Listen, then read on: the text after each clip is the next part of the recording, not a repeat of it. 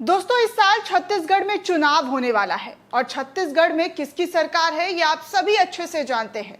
वहां पर भाजपा की नहीं बल्कि कांग्रेस की सरकार है और यहां चुनाव जीतना भाजपा के लिए बहुत मुश्किल है, बोले तो टेढ़ी खीर के बराबर। इस राज्य में ईडी और सीबीआई का आना जाना लगा हुआ है।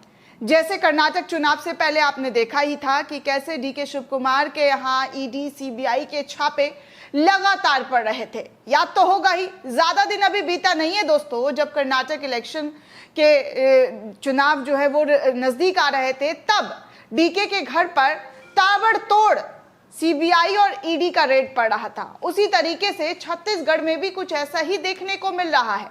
छत्तीसगढ़ सीएम के यहाँ पर, उनके रिश्तेदारों के यहाँ पर ईडी का शिकंजा, ईडी का दबिश जो है वो बनता हुआ नजर आ रहा है।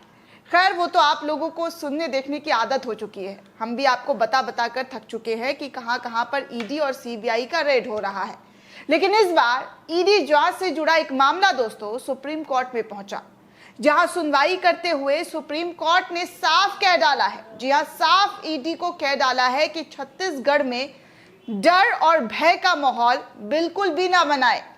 जी हाँ दोस्तों, सुप्रीम कोर्ट ने प्रवर्तन निदेशालय यानी कि ईडी को निर्देश दिया है कि वो भय का माहौल ना बनाए छत्तीसगढ़ के अंदर।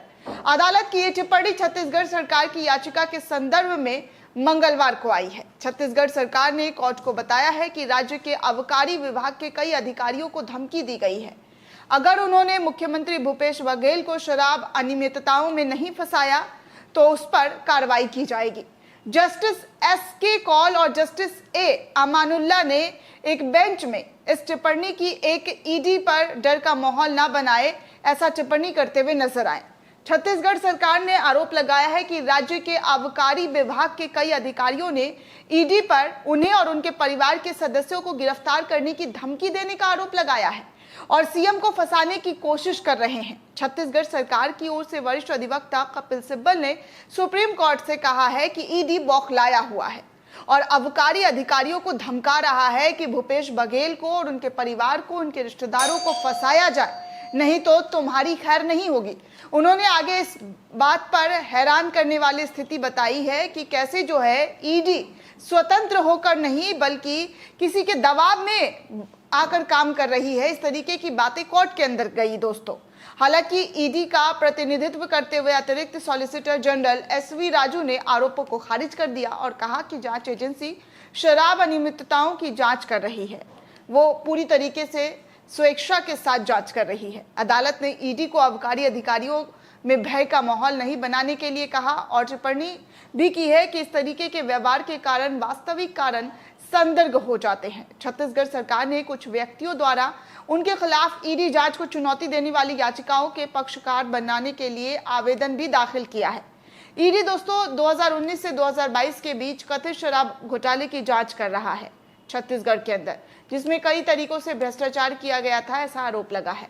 दोस्तों, आपको बता दें कि सीएसएमसीएल द्वारा उनसे खरीदी गई शराब के हर मामले के लिए डिस्टिलरों से रिश्वत वसूली गई है।